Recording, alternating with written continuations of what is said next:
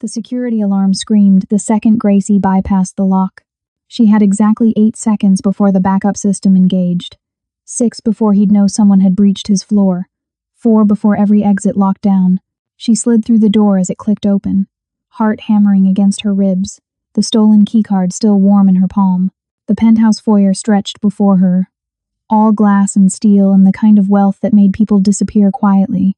Somewhere in this fortress, Chi Jung-wook was about to discover his secretary had just hacked her way into his home. The alarm cut off. The silence that replaced it was worse. Gracie stood in the entryway, crimson dress clinging to her like a second skin. Silver clutch gripped tight enough to leave marks on her palm. 21 days. 21 days of being erased. Of watching the man she'd spent 18 months building an empire beside suddenly act like she was furniture. 21 days since he'd overheard her phone call and decided she was a liability instead of a partner. She'd counted every morning she arrived to find her desk cleared of the jasmine tea he used to leave. Every afternoon he'd taken meetings in rooms she was suddenly barred from. Every evening he'd left through the private elevator to avoid passing her office. Tonight, she was done being invisible. Welcome to Ruthless Romance Tales. And honey, you just stepped into something you can't unsee. If you've been riding with me, you know we don't do safe here, we do dangerous. We do addictive. We do the kind of love that brands your soul and refuses to let go.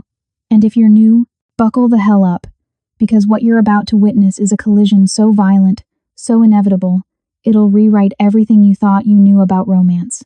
Hit that like button, like your life depends on it.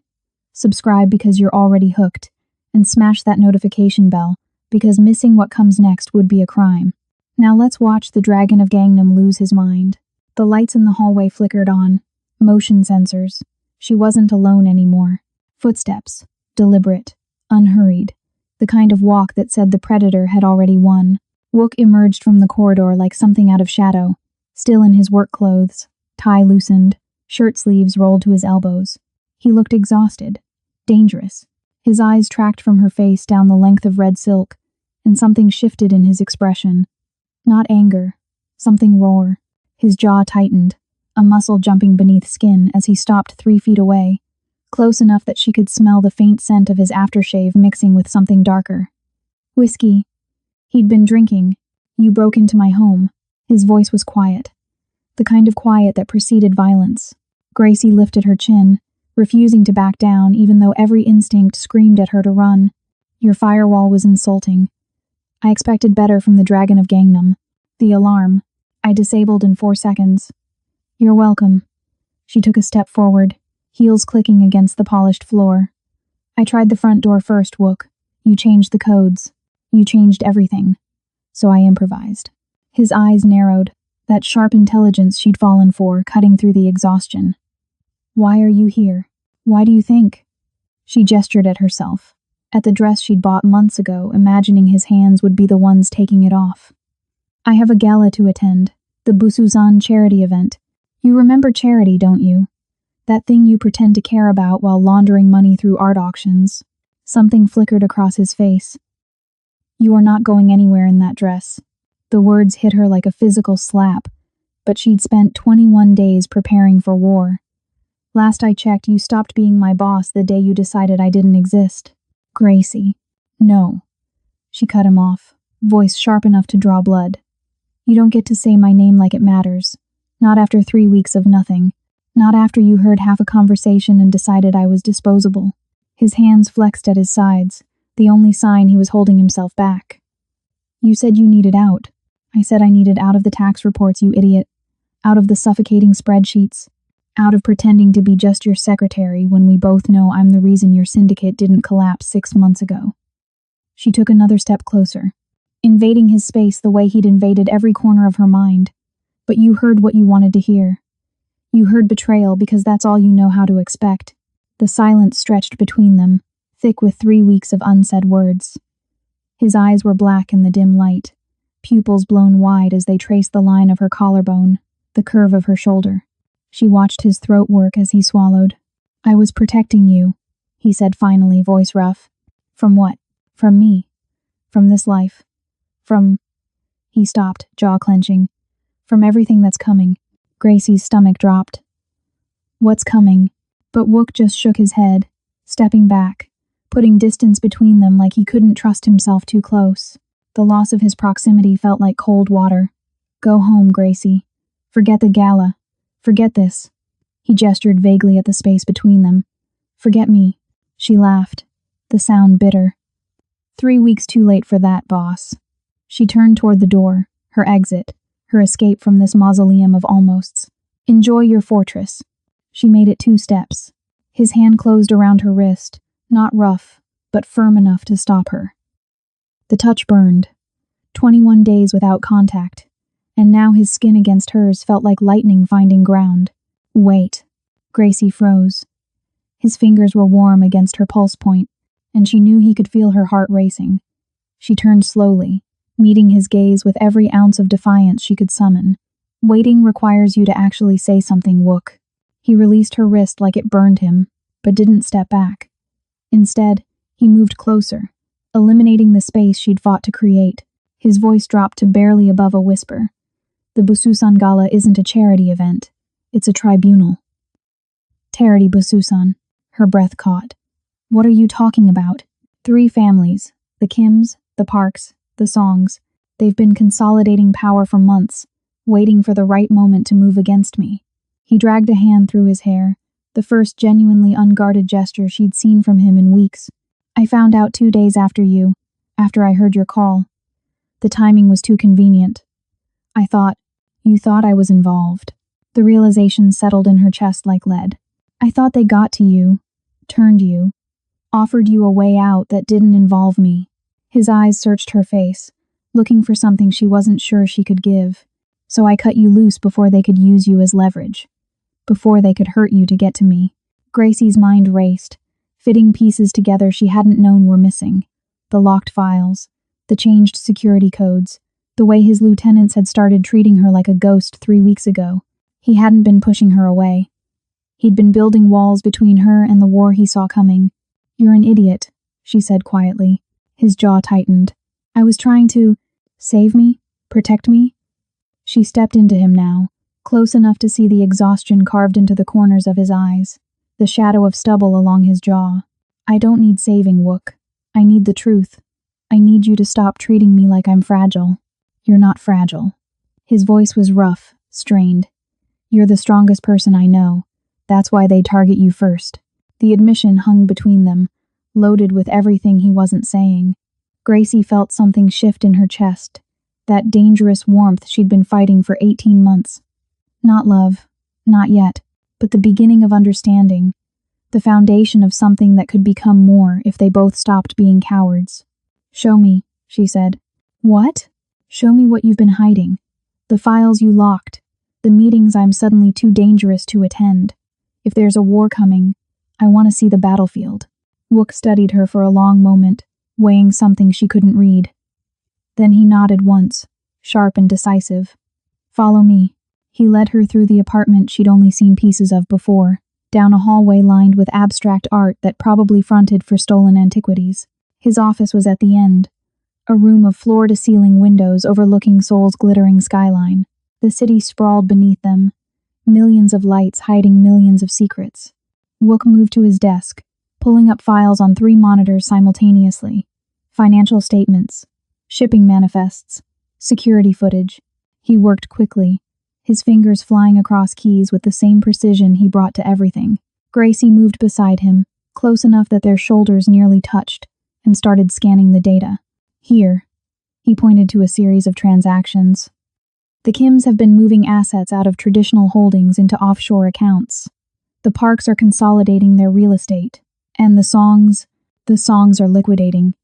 Gracie finished, her accounting brain catching what he was showing her. They're preparing for something big, something that requires immediate capital. A takeover. Wook pulled up another screen, this one showing a guest list. The gala tonight. Look at who's attending. Gracie scanned the names and her stomach dropped. Every major player in Seoul's underworld would be in one place. It's not a tribunal, it's an ambush. They're going to move against you tonight, in front of everyone, so no one can claim ignorance later, which is why you can't go. Wook turned to face her fully, which is why I need you far away from this.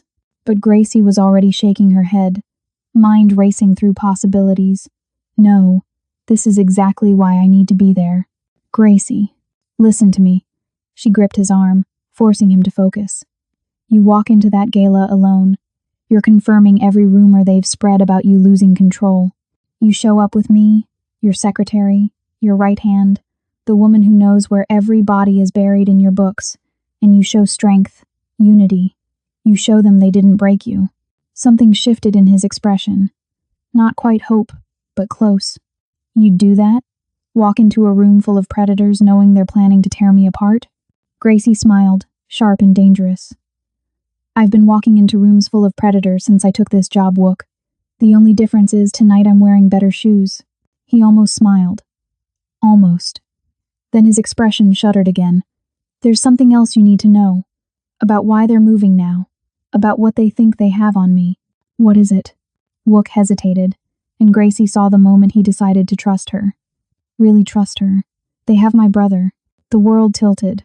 Gracie had spent 18 months learning everything about Wook, and in all that time, he'd never once mentioned family. I didn't know you had a brother. No one does.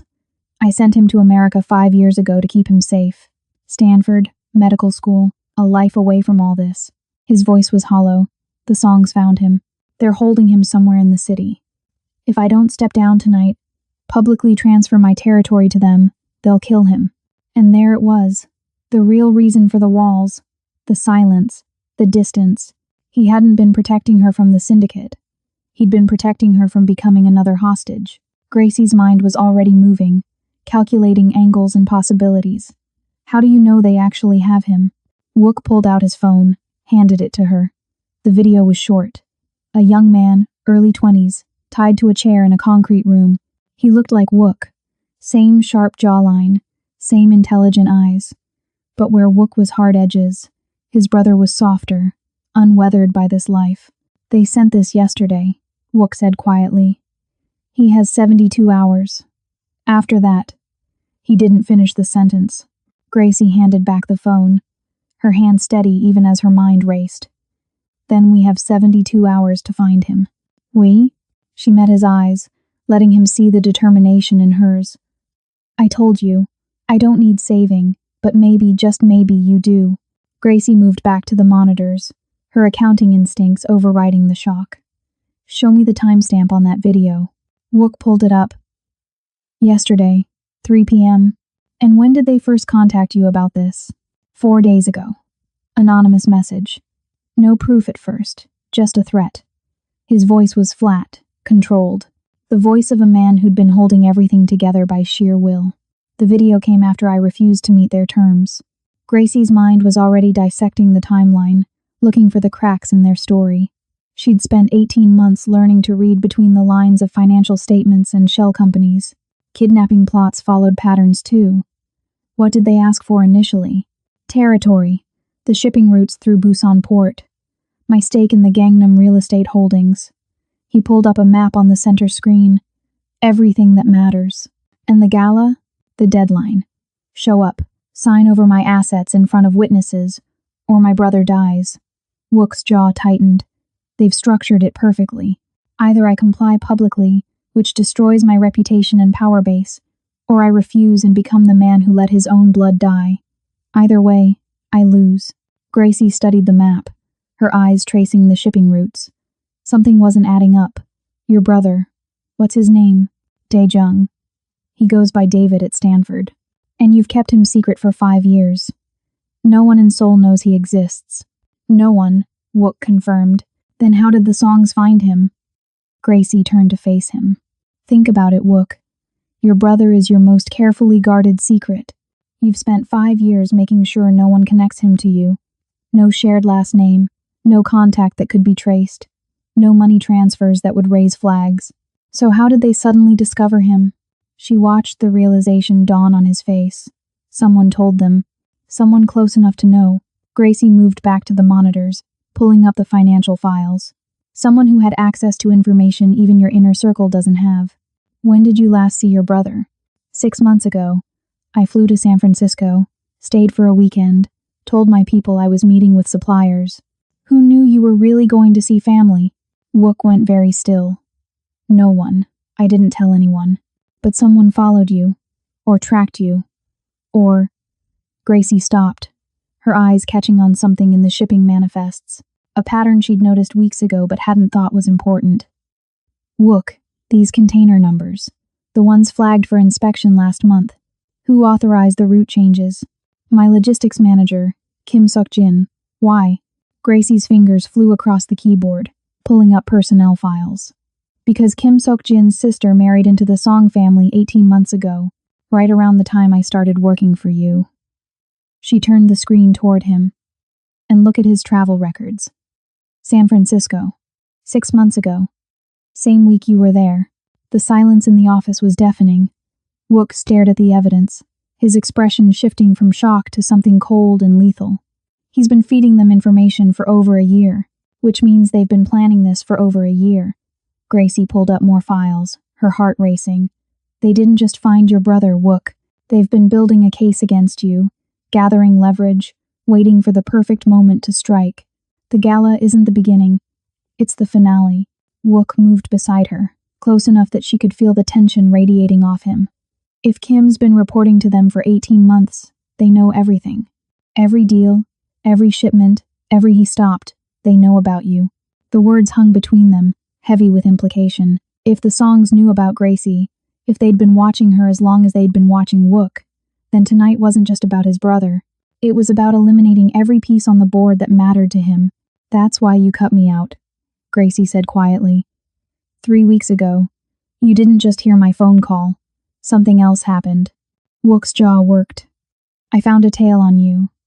2 men, Song family following you from work to your apartment. I had them removed, quietly. But I knew what it meant. They were cataloging my weaknesses. So you tried to make me not a weakness. Gracie felt something shift in her chest, that dangerous warmth spreading despite the situation. He hadn't been pushing her away because he didn't care. He'd been trying to save her life. By making me irrelevant. By making them think you were irrelevant. Wook corrected. If you were just a secretary I'd fired, someone who walked away angry, you'd be worthless as leverage. They'd leave you alone. Except I didn't walk away. No, he said softly. You broke into my home wearing a dress designed to make me lose my mind. The moment stretched between them, charged with everything they weren't saying. Gracie forced herself to focus. The video of your brother. Can I see it again? Wook pulled it up, and this time Gracie watched with different eyes. Not just watching the brother, but analyzing the background. The concrete walls, the industrial lighting, the faint sound of water dripping somewhere off-screen. This isn't a warehouse, she said suddenly. Listen, that's not water dripping. That's condensation. From climate control. And look at the wall behind him. That's not concrete. It's painted to look like concrete, but you can see the seam of the panels. Wook leaned closer, squinting at the screen. What are you saying? I'm saying your brother isn't being held in some abandoned building. He's somewhere with climate control, with constructed walls, with production value. Gracie's mind raced. This video was staged. Professional. Like they wanted you to see exactly what they wanted you to see. You think he's already dead? No. Gracie turned to him. I think he was never kidnapped at all.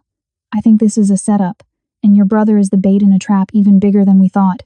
Wook stared at her, and for the first time since she'd known him, he looked genuinely shaken. If Dae-jung isn't being held hostage, then what the hell is happening? Gracie pulled up the guest list for the gala again, her eyes scanning names with new purpose. I don't know yet, but we're going to that gala, and we're going to find out, together. Wook paced the length of his office, the controlled facade finally cracking. If this is a setup and Dae-jung was never taken, then why send the video? Why threaten me with something they don't have? Gracie was already pulling up flight records, her fingers moving across the keyboard with practiced efficiency. Because they need you desperate. Desperate people make mistakes. She found what she was looking for and her stomach dropped. Wook, when was the last time you actually spoke to your brother? Not surveillance footage, not third-party confirmation. Actually heard his voice. He stopped pacing. 2 months ago, brief call. He said he was in the middle of exams, couldn't talk long. Pull up your phone records. Wook hesitated, then complied. The call log showed a 3-minute conversation 8 weeks prior. Gracie cross-referenced it with Stanford's academic calendar on another screen. Their exam period ended 3 weeks before that call. He lied about why he couldn't talk. The implications settled between them like poison. Wook's voice was dangerously quiet. You think my brother is working with them. I think your brother was their way in from the beginning. Gracie pulled up more data, pieces falling into place with sickening clarity. 18 months ago, Kim Sok-jin's sister married into the Song family. 18 months ago, I started working for you. What else happened 18 months ago? Wook's face went pale. Dae-jung changed his major, dropped pre-med, switched to business management. Said he wanted to understand the legitimate side of commerce. Let me guess, you were proud. Thought he was finally accepting the family legacy, just doing it the legal way.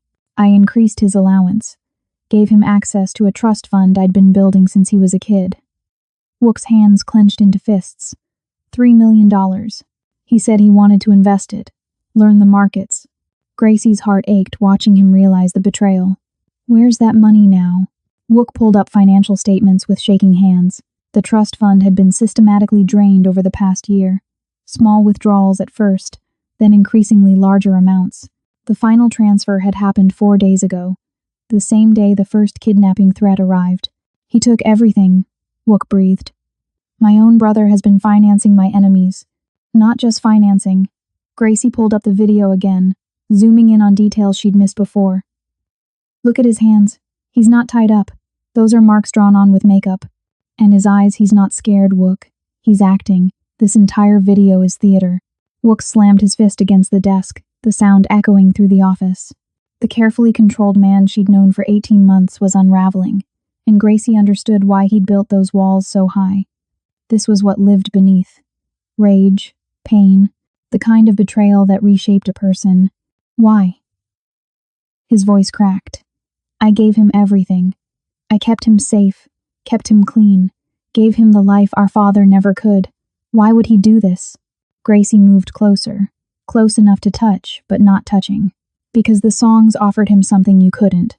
A throne. They've probably promised him control of your territory once you're gone. He doesn't want to be the protected little brother anymore. He wants to be the dragon. The analysis was brutal but necessary. Wook needed to see clearly, to understand the full scope of what they were facing. This wasn't just a territorial grab. It was a coup orchestrated by his own blood. The gala, Wook said after a long moment, his voice steadying. If Dae-jung is part of this, he'll be there. Probably. He's the final proof that you're broken. They'll want him visible, want everyone to see that even family abandoned you. Gracie pulled up the guest list again. But here's what they don't know.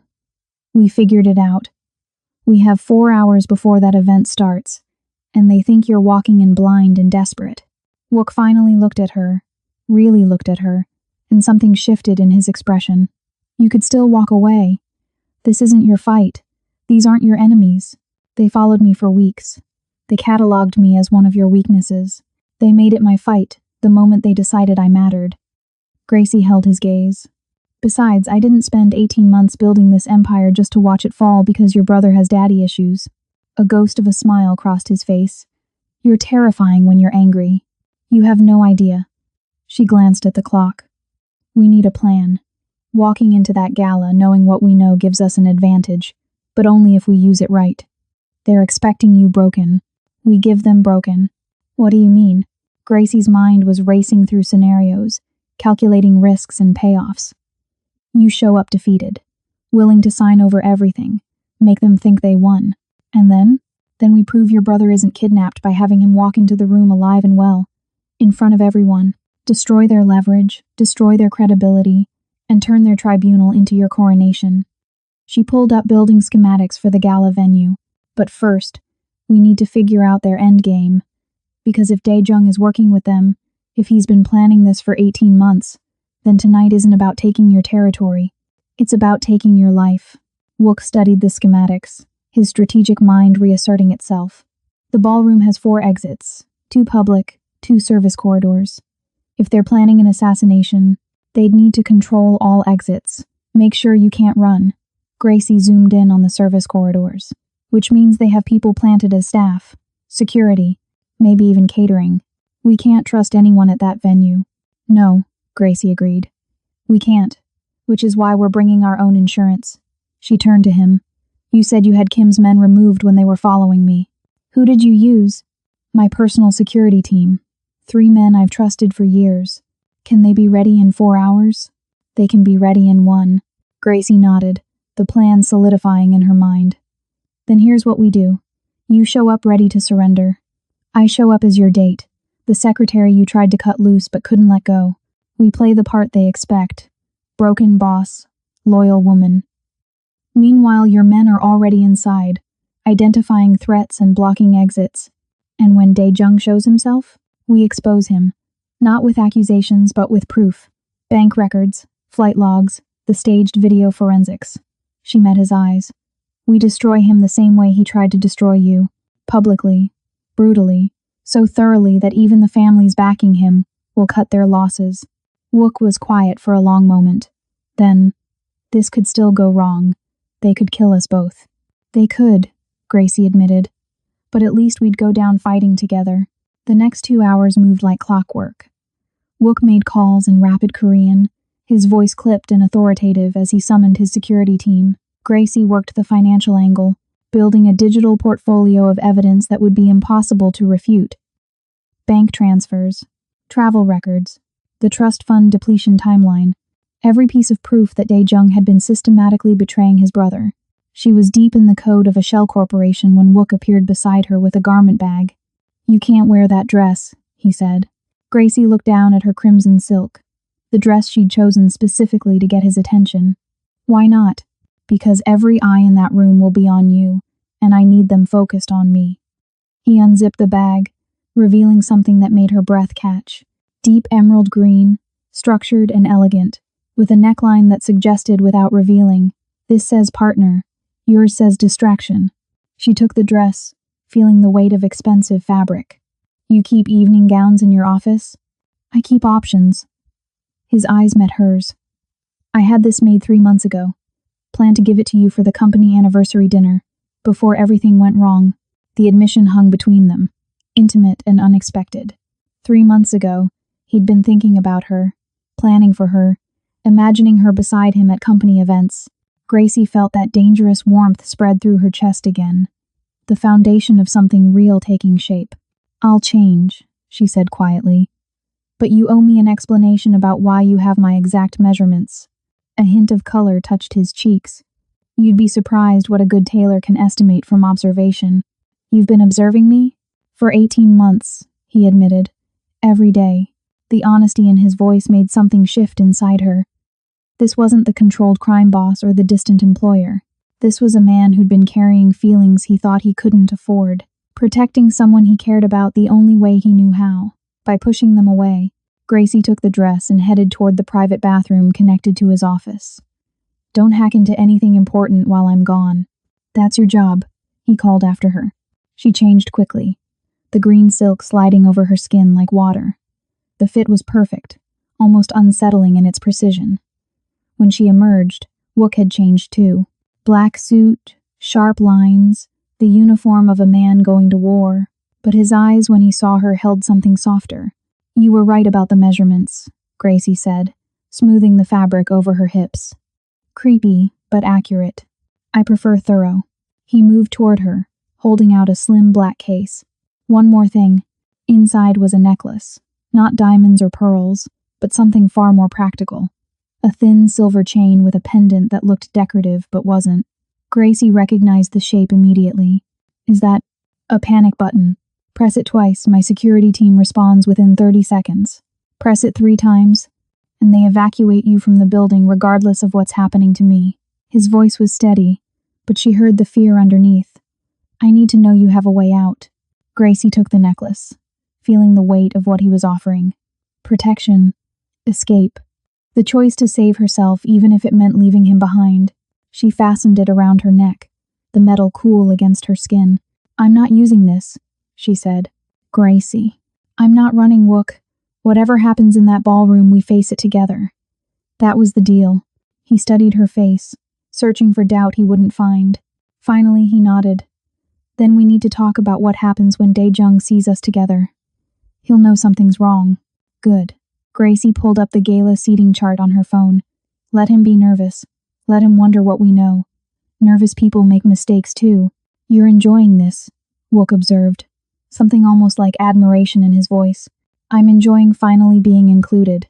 She zoomed in on the main ballroom layout. Your brother will expect you broken and alone. Instead, you walk in with me, confident and collected. It changes the entire dynamic. Wook's phone buzzed. He checked it, and his expression shifted.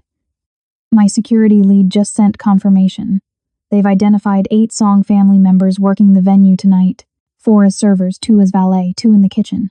8 people positioned to control the environment. Gracie's mind raced through the implications. That's not just security for an ambush.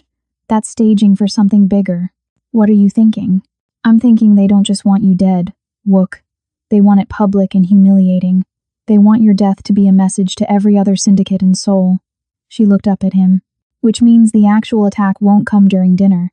It'll come during speeches, when everyone's watching. Wook went very still.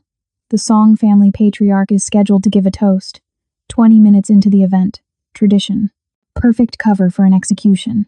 Gracie pulled up the venue's technical specifications. Is the event being recorded? Always.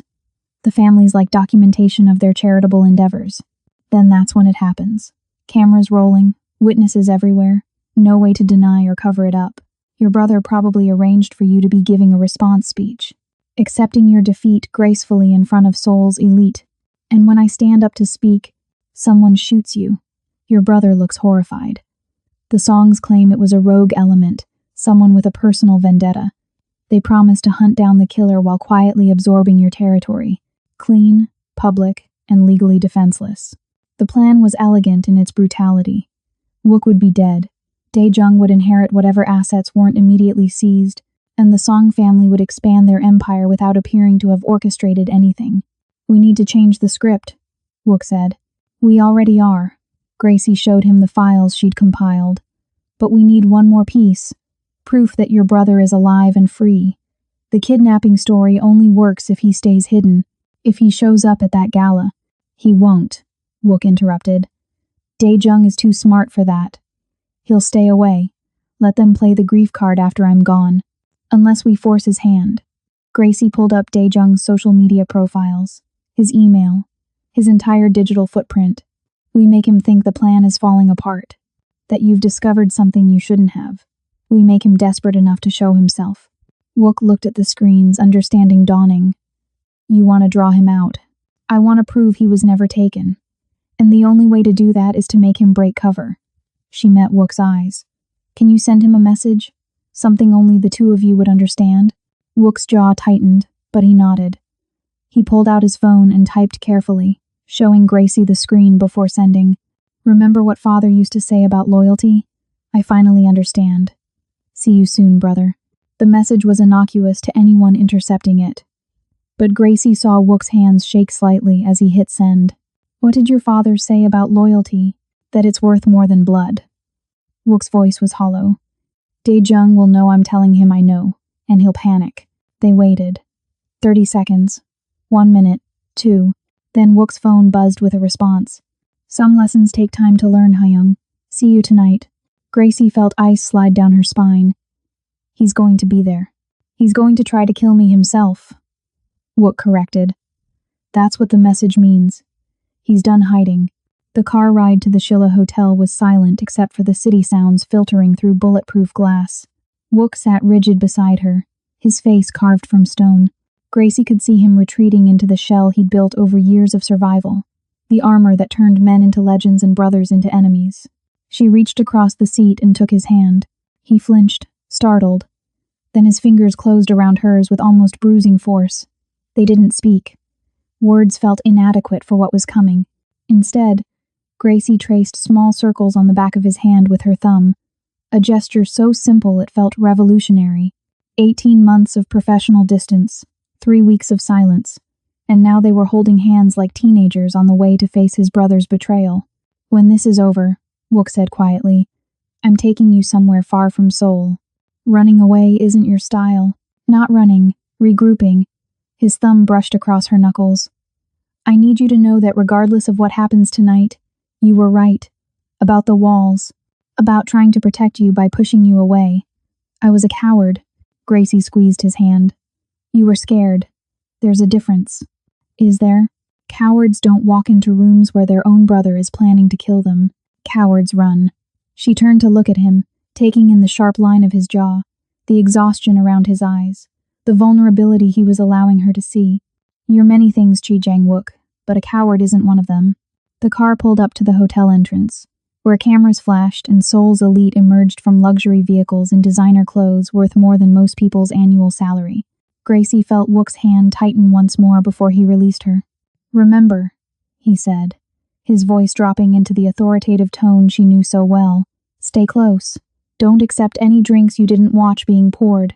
And if anything feels wrong, I press the panic button and your men extract me. I know. She adjusted the necklace, feeling the weight of the pendant. But I'm not leaving without you, Gracie. Non-negotiable. She met his eyes. We go in together, we leave together. That's the deal. His jaw worked, but he nodded. The driver opened the door, and suddenly they were stepping into the glare of camera flashes and polite smiles that hid sharp teeth. Gracie felt Wook's hand settle on the small of her back, warm through the green silk, possessive and protective at once.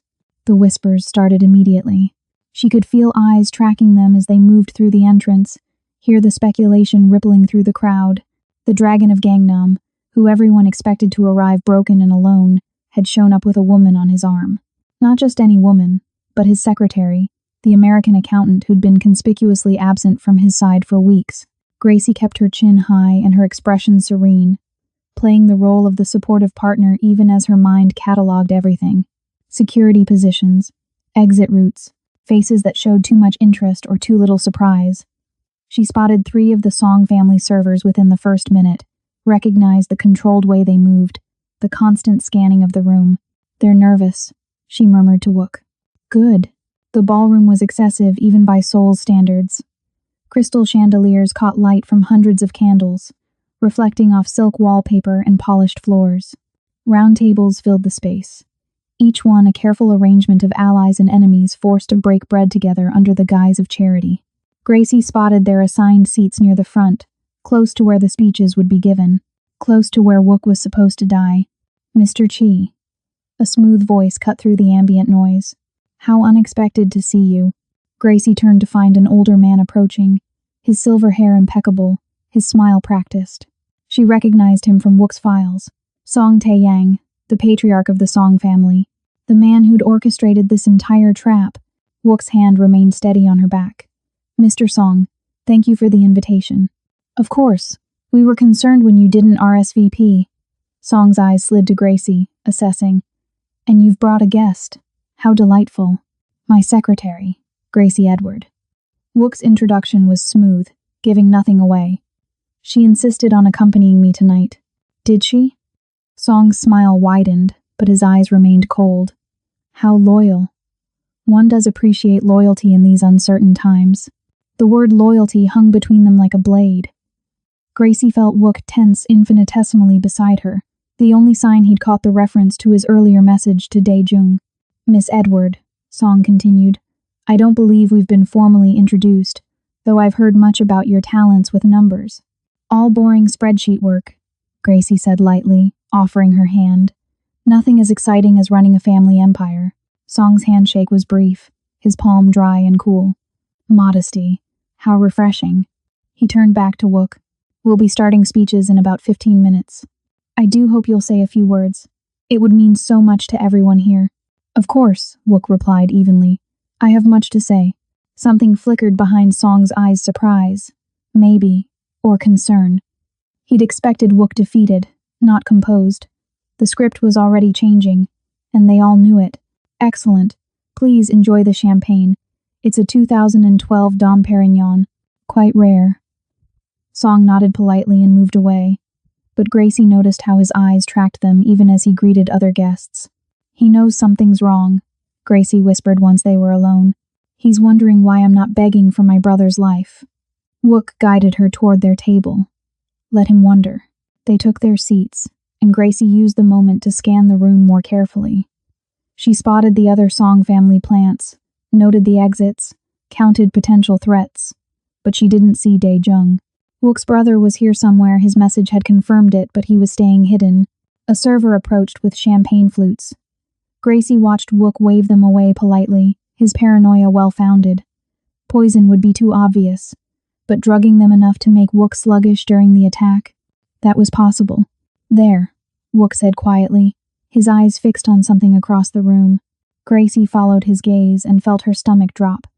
Near the service entrance, partially hidden by a decorative screen, stood a young man who looked like a softer version of Wook, Dae-jung.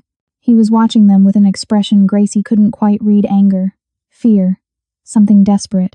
He wasn't supposed to be visible yet. The plan had him staying hidden until after the assassination. But here he was, staring at his brother like a man watching a ghost. He's scared, Gracie realized. Your message rattled him more than we thought. Good. Wook's voice was ice. Let him be scared. Let him wonder what I know and what I'm planning. Let him feel exactly what I felt when I thought he was being tortured. The lights dimmed slightly, signaling the beginning of speeches. Song Tae-young moved to the podium, his presence commanding immediate silence from the 200 guests assembled. Gracie felt Wook's hand find hers under the table, hidden from view but grounding them both. Distinguished friends, Song began, his voice carrying across the ballroom with practiced ease. We gather tonight not merely as business associates, but as a family united in purpose.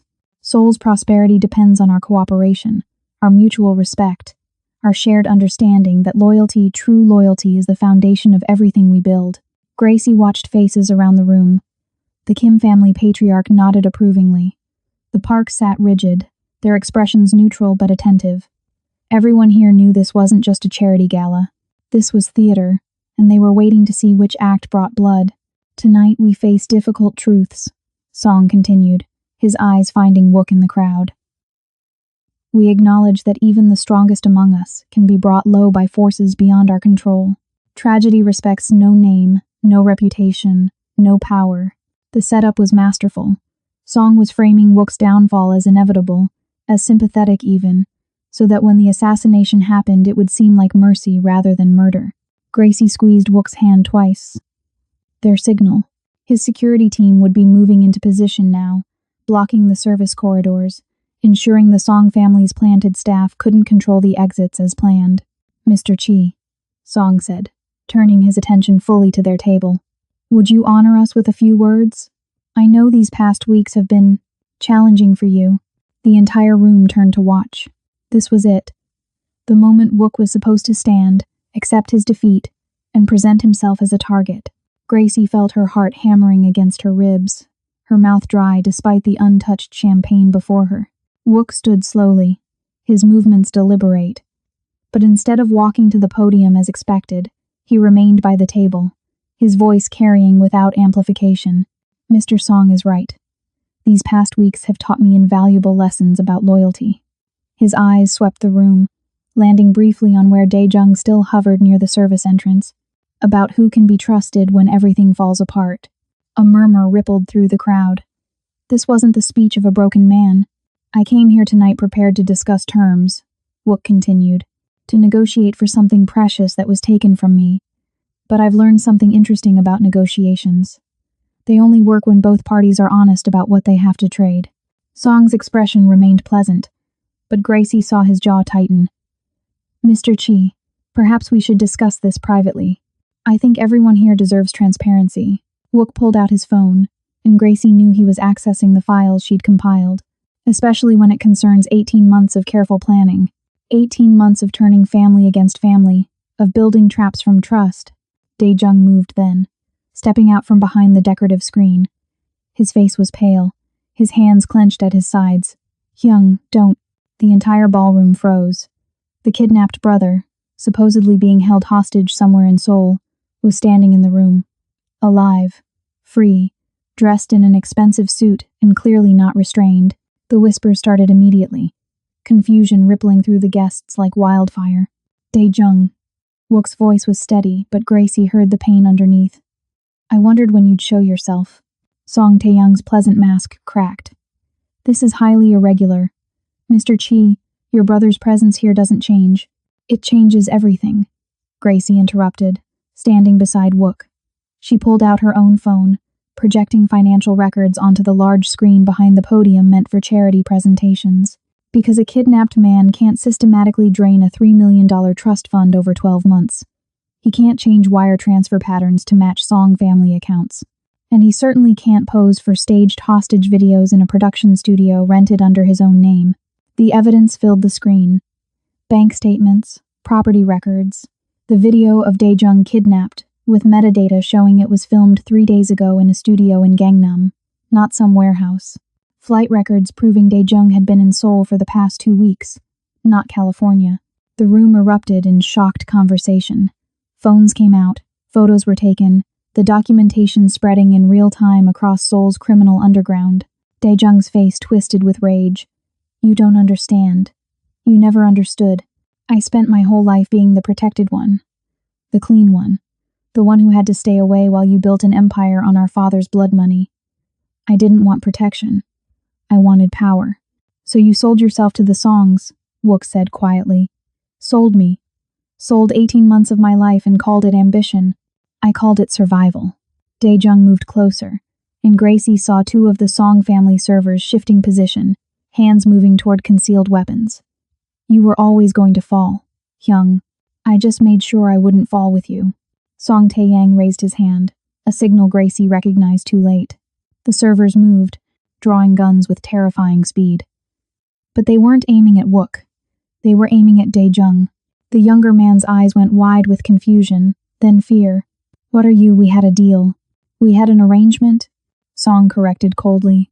Which you just violated by revealing yourself before the appropriate time. You've become a liability, Mr. Chi, just like your brother. Gracie understood in a flash of horrible clarity. This was never about Daejung inheriting Wook's empire. The Songs had used the younger brother to destabilize Wook, to gather intelligence, to build their trap. But they'd never intended to let either brother survive. Daejung was always going to be disposed of after serving his purpose. The fool had betrayed his family for people who saw him as nothing more than a useful tool. No one fires a weapon in this room. Wook's voice cut through the chaos. His own security team emerged from their positions, guns drawn, trained on the Song family servers. The standoff was immediate and deadly. A dozen weapons aimed across the ballroom with Seoul's elite caught in the crossfire. Song Taeyang smiled, and it was the coldest thing Gracie had ever seen. Mr. Chi, you've made this far more complicated than necessary. Lower your weapons, accept the inevitable, and perhaps I'll let your brother die quickly. Or, Gracie said, her voice surprisingly steady despite the guns and chaos, you could explain to everyone here why you're so desperate to kill both brothers. What are you really afraid of, Mr. Song? The patriarch's eyes snapped to her, and in that moment, Gracie saw genuine fear flash across his face. There was something else. Something they still hadn't uncovered. Something worth killing 2 men in front of witnesses to protect. What did you find? Wook asked, immediately understanding. Gracie pulled up one final file. The one she'd discovered in the last hour before they left. I found the real reason the Songs wanted your territory. Gracie's voice cut through the standoff with surgical precision. The Song family is bankrupt. Completely, catastrophically insolvent. They have 72 hours before their primary creditors call in debts they can't pay. The silence that followed was deafening. Song Taeyang's face went rigid, the mask of control finally shattering. That's ridiculous, he said, but his voice lacked conviction. Is it? Gracie expanded the file on the screen, showing a cascade of financial statements, loan documents, margin calls. 3 months ago, the Song family invested heavily in a shipping venture that promised to dominate Southeast Asian trade routes. You leveraged everything, properties, businesses, even your legitimate holdings to secure your position. She pulled up another document. The venture collapsed 2 weeks ago, a combination of regulatory crackdowns and partner embezzlement. You lost everything, not just the investment but the collateral you'd put up. The banks want their money. The lenders want their properties. And you have nothing left to give them. The other families in the room were paying attention now. Phones out, already verifying the information through their own channels. In Seoul's underworld, financial weakness was blood in the water. So, you targeted me, Wook said, pieces falling into place. Not for territory, for liquid assets. The cash reserves I've been building for 5 years. And the legitimate businesses, Gracie added. Your restaurants, your real estate holdings, your import company. All clean, all profitable, all perfect for masking a desperate refinancing scheme. The Songs weren't planning a takeover. They were planning a heist dressed up as Succession. Dae-jung's face had gone ashen. You said I'd inherit, you promised me. We promised you what you needed to hear. Song snapped, his composure crumbling. You were a means to an end, boy. A way inside your brother's organization, nothing more. Did you really think we'd give someone as weak as you actual power? The betrayal was complete. Dae-jung had sold out his brother for promises that were always lies, had become exactly the kind of pawn he'd claimed he didn't want to be. You're ruined, the Kim family patriarch said, standing from his table. His voice carried the weight of judgment. The Song family is finished. No one here will deal with you after this. You lied about your financial position. You attempted murder in front of witnesses. And you used a child against his own blood. We're not finished. Song snarled. He turned to his servers, the ones with guns still drawn. Kill them. Kill both brothers now. We'll say it was self-defense, that they attacked first. No. The voice came from behind Song, and everyone turned to see Song's own daughter stepping forward from the crowd. Song Ji-won, his eldest, the one who actually ran the family's remaining legitimate businesses. Father, this is over. Ji-won, sit down. I won't watch you murder people to hide your mistakes. Her voice shook but held firm. You gambled our family's future without consulting the council. You made decisions that destroyed 3 generations of building. And now you want to add assassination to the list of sins we'll be paying for? I did it for us. For our family's future. You did it for your pride. Ji-won turned to address the room. The Song family withdraws all claims against Chi Jang-wook. We acknowledge our debts, and will work with our creditors to resolve them honorably. And we formally disavow any actions my father has taken tonight. It was a coup, quiet and devastating. Song Tae-young's own daughter had just removed him from power in front of Seoul's elite. The servers lowered their weapons, looking to Ji-won for direction rather than her father. The patriarch seemed to age 10 years in seconds. You ungrateful, I built everything we have, and you destroyed it just as quickly. Ji-won's eyes were hard. Security will escort you home, father. The family will discuss your retirement tomorrow. Song's servers moved to flank him, not as protection but as guards. He looked around the room wildly, searching for support that no longer existed. Then his eyes landed on Dae-jung, and something vicious crossed his face. At least I didn't waste my life protecting someone who hated me. He spat at Wook. Your brother wanted you dead, Chi. Dreamed about it, planned it. Every smile, every call, every year you thought you were saving him, he was plotting against you. How does that feel? The cruelty was designed to wound, and Gracie saw it land.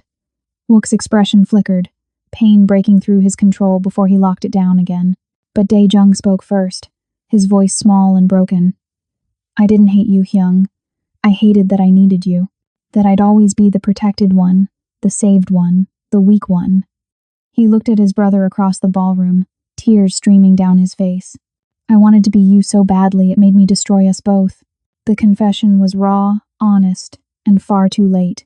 Wook stared at his brother, and for a moment Gracie saw the calculation in his eyes, the weighing of betrayal against blood, of 18 months of deception against 20 years of brotherhood. She couldn't read which way the scales would tip. You're not my brother anymore, Wook said finally, his voice empty. The boy I protected died the day he decided loyalty was negotiable. I don't know who you are, Dae-jung, but you're not my family. Dae-jung flinched like he'd been struck. Please, leave Seoul. Wook's tone was final. Tonight, take whatever money you have left from betraying me and disappear.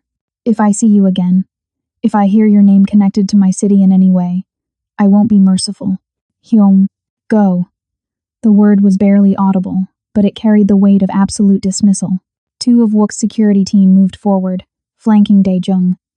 Not roughly, but firmly, they'd escort him to the airport, ensure he actually left. The young man didn't resist, didn't plead further. He just looked at his brother one last time, memorizing a face he'd never see again, before allowing himself to be led away.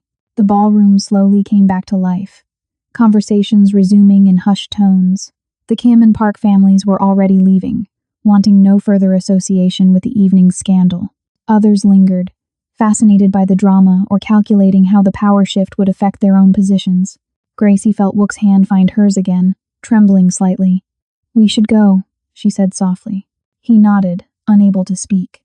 They moved toward the exit together, security team forming a protective circle around them. As they passed Ji-won, the Song daughter met Gracie's eyes. "Thank you," Ji-won said quietly. "For the truth." Gracie just nodded. Some revelations were necessary, even when they destroyed everything in their path. The car ride back was nothing like the journey there. Wook sat rigid against the window, staring at Seoul's lights without seeing them. His hand had released hers the moment they'd entered the vehicle, retreating into himself in a way that made Gracie's chest ache. She didn't try to force conversation. Some silences were necessary for survival. They didn't go to his building. Instead, the driver took them to a place Gracie had never been, a small apartment in Itaewon, unassuming and anonymous among the neighborhood's chaotic mix of expats and locals. Wook's safe house, she realized. The place he went when he needed to disappear. Inside, it was sparse. Functional furniture, minimal decoration, everything designed for temporary refuge rather than living. Wook moved to the window, looking out at the street below, his shoulders carrying a weight that hadn't been there even 3 hours ago. Gracie slipped off her heels, the small domestic gesture feeling surreal after the night they'd survived. She found the kitchen, located a kettle, and started making tea. Not jasmine, there was none but green tea that smelled faintly of earth and comfort. She brought 2 cups back to the living room. Wook hadn't moved. She set one beside him and settled onto the worn couch, giving him space while staying close enough that he knew she was there. Minutes passed. Maybe 10, maybe 30. Time felt elastic. "I taught him to ride a bike," Wook said finally, his voice barely audible. He was 7. Scraped his knee so badly it bled through his pants. He cried, said he wanted to stop. "I told him every dragon falls before they learn to fly." Gracie waited, sensing there was more. He looked at me like I was everything, like I had all the answers. Wook's reflection in the window showed a man being hollowed out by memory. I spent 15 years making sure he never had to learn what I learned, never had to see what I saw, and he hated me for it. He hated himself, Gracie corrected gently. "You were just the mirror." Wook turned then, his eyes red-rimmed but dry. "You should leave. Go back to your apartment, pack your things, fly back to Chicago. This..." He gestured vaguely at the space between them. "Whatever we started tonight, it was adrenaline and proximity. You don't want this life, Gracie. You deserve better than a man whose own brother would rather see him dead." The words were designed to push her away, the same pattern he'd used 3 weeks ago. Protection disguised as rejection. But Gracie had learned to read him now, to see past the armor to the fear underneath. "You don't get to decide what I deserve," she said, setting down her tea. "And you definitely don't get to tell me my own feelings are just adrenaline. Then what are they?" His voice cracked slightly. "Because I don't know what this is, Gracie. I don't know how to do this. This. Care about someone who isn't blood. Trust someone who has every reason to walk away." He moved toward her, slowly, like approaching something fragile. "I'm not good at this. Relationships. Vulnerability. I built walls because walls kept me alive." "I know." Gracie stood, meeting him halfway. "I've spent 18 months watching you build them, brick by brick. I've cataloged every defense mechanism, every retreat into control, every moment you chose safety over connection. Then you know I'm a terrible bet." "The worst," she agreed. "You're emotionally constipated, professionally dangerous, and you have family trauma that would make therapists weep." She reached up, touching his face with gentle fingers. "But you also left me jasmine tea every morning for 6 months before you found the courage to say good morning. You've been observing me for 18 months because you were too scared to ask me to dinner. And tonight, you chose honesty over empire." His hand came up to cover hers, holding it against his cheek. "I'm going to disappoint you. Probably." Gracie let herself smile. "I'm going to frustrate you. I'll hack into things you don't want me seeing. I'll question your decisions. And I'll refuse to be protected when I should be. You're doing that already. Then you know what you're getting into." They stood like that, foreheads almost touching, breathing the same air. It wasn't a kiss, wasn't a declaration. It was something more fundamental, a choice to stay when leaving would be easier, an acknowledgement that what existed between them was real enough to be worth the risk. I don't know how this ends, Wook whispered. Neither do I. Gracie felt the truth of it settle between them. But I know I want to find out. If you do. His answer came in the form of his arms wrapping around her, pulling her close in an embrace that felt like surrender and victory at once. She felt him shake slightly, the adrenaline and control finally breaking, and she held him through it. Held him while he processed what his brother had done, what he'd lost, what he'd chosen to save. They stayed like that until the tea went cold, and the city outside shifted into late night. Eventually, Wook pulled back enough to look at her. Stay tonight, he said. Just stay. Where? He gestured to the couch. Here, I'll take the bedroom. I just don't want to be alone. It was the most honest thing he'd ever said to her. Gracie nodded, understanding that intimacy wasn't always physical. Sometimes it was just sharing space with someone who understood your silence. She settled onto the couch while Wook disappeared into the bedroom. He emerged minutes later with a blanket, draping it over her with a care that made her throat tight. Thank you, he said quietly. For tonight. For everything. We're partners, remember? That's what you told the Song family. I meant it. I know. She caught his hand before he could retreat. Wook, we're going to be okay. Not tonight, maybe not for a while, but eventually we'll be okay. He nodded, not trusting his voice, and squeezed her hand once before letting go. She watched him disappear into the bedroom, door left slightly ajar, another gesture of trust, of not wanting barriers between them. Gracie lay back on the couch, exhaustion finally hitting her. Her phone buzzed, a message from an unknown number. She almost ignored it, then curiosity won. The game isn't over, Miss Edward. Tell the dragon to watch the news tomorrow. A friend. Her blood went cold. She sat up, reading the message again, looking for context that wasn't there. Who was this? What game? What would be on the news? She thought about waking Wook, then hesitated. He'd just survived his brother's betrayal. He needed rest. Whatever this was, it could wait until morning.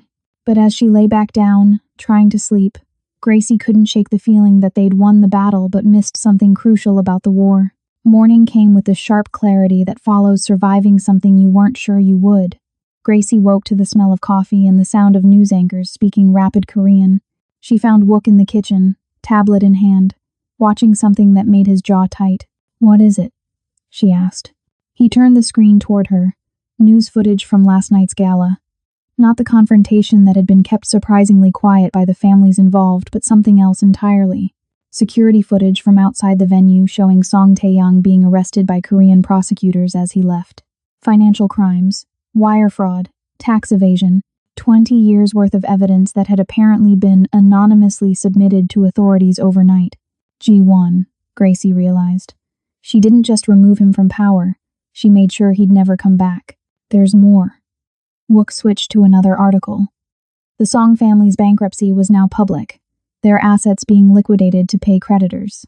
But buried in the financial disclosures was something else, evidence that Song had been embezzling from his own family for years, funneling money into private accounts while claiming business losses. His children hadn't just lost their empire. They'd discovered their father had been stealing from them all along. The message, Gracie said suddenly, pulling out her phone. Last night, someone sent me a message saying to watch the news. Wook took her phone, reading the text. His expression shifted through several emotions before landing on something that might have been grudging respect. This number. It's registered to a law firm that Jiwon's family uses. She tipped us off, warned us this was coming, or thanked us. Wook set down the phone. We exposed her father's desperation, gave her the evidence she needed to take control. In Seoul's hierarchy, that's a debt. Gracie processed this, understanding the implications. So the Song family isn't an enemy anymore. The Song family is rebuilding under new leadership. And Ji-won is pragmatic enough to know that former enemies make better allies than destroyed ones. He paused. She sent a formal message this morning through proper channels. She wants to discuss a partnership, business only, legitimate ventures. She's trying to clean up what her father corrupted. It was the final piece falling into place. The chaos of last night was already reorganizing itself into new power structures, new alliances. Soul's underworld was nothing if not efficient. "What did you tell her?" Gracie asked. "I haven't responded yet." Wook met her eyes. "Because I don't know what I'm building anymore. The empire I had 3 weeks ago was built on keeping people at a distance, on walls and control and never trusting anyone completely. That empire is what made my brother hate me, what made me push you away." He moved closer, and Gracie saw exhaustion mixed with something else in his expression. Hope, maybe. Or the beginning of it. "I want to build something different," he continued. "Something that doesn't require me to sacrifice everyone I care about for survival. But I don't know if that's possible in this life." Gracie thought about the past 18 months. The slow building of trust, the careful dance around feelings neither of them knew how to name, the 3 weeks of silence that had nearly destroyed them both, the night that had tested everything they were and could become. "What if it's not about the life?" she said slowly. "What if it's about who you choose to live it with?" Wook studied her face, searching for something. "You're saying you want to stay. Build this with me. I'm saying I've spent 18 months helping you build an empire. I'd like to try building something that doesn't require so many walls." She stepped closer. "A partnership. Real one. Where you stop trying to protect me from your world and let me help you transform it instead. You want to reform a criminal syndicate. I want to evolve one. G1 has the right idea, legitimate businesses, clean money, power that doesn't require blood. We have the resources. We have the connections. And now, apparently, we have potential allies who want the same thing." She smiled slightly. "Besides, someone needs to make sure you don't go bankrupt trying to be noble." He almost laughed, the sound rusty but genuine. "You're suggesting we become legitimate business people. I'm suggesting we become smart ones. Keep what works, discard what's poisoning us, and build something that won't turn your future children against you." The mention of future made something shift in his expression. Not fear this time, but possibility. The idea that there could be a future beyond survival, beyond the next threat. "This won't be easy," he warned. "The families won't all accept changes. Some will fight to keep things as they are. Good thing I enjoy a challenge." Gracie held out her hand. "Partners?" Wook looked at her offered hand, then at her face, then back. When he took it, his grip was firm and sure. Partners. In everything. The kiss that followed was nothing like the desperate passion of movies or the calculated seduction of power games. It was gentle and uncertain and real, two people figuring out how to be vulnerable together, how to build something neither of them had blueprints for. When they pulled apart, Wook kept her close. "I still don't know if I deserve you." "You don't," Gracie agreed cheerfully. "But I'm choosing you anyway. That's how this works. Choosing me is going to be complicated. Everything worth having is..." He smiled then, genuine and unguarded, and Gracie realized she'd never actually seen him smile before. Not like this. Not without the weight of performance or control. They stood together in the small kitchen of his safe house, Soul waking up outside, and made silent promises about the empire they'd reshaped together. Not perfect, not innocent, but honest in a way neither of them had known was possible.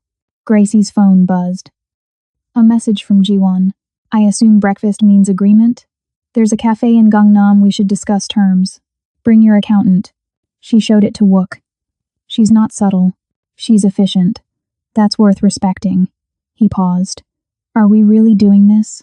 Building a reformed criminal enterprise with your ex-enemy's daughter while figuring out if what we have is real?" Gracie grinned. "Absolutely. What could possibly go wrong?" Wook pulled her close again, resting his forehead against hers. "Everything. But at least we'll face it together." And somehow, that was enough. The strongest partnerships are built not in moments of triumph, but in the quiet choice to stay when leaving would be easier. Trust isn't given, it's constructed, brick by brick, from honesty that costs us something. Thank you so much for staying with Gracie and Wook through this wild journey. If you loved watching them navigate betrayal, build trust, and choose each other against all odds, please hit that like button and subscribe to Ruthless Romance Tales for more stories where love is complicated, dangerous, and absolutely worth fighting for. Drop a comment telling me which moment had you holding your breath. Was it the gala confrontation, the brothers' betrayal, or that final choice to build something new together? Your support means everything, and I can't wait to bring you the next story. Until then, remember, the best love stories aren't about perfect people. They're about real people choosing to be better together.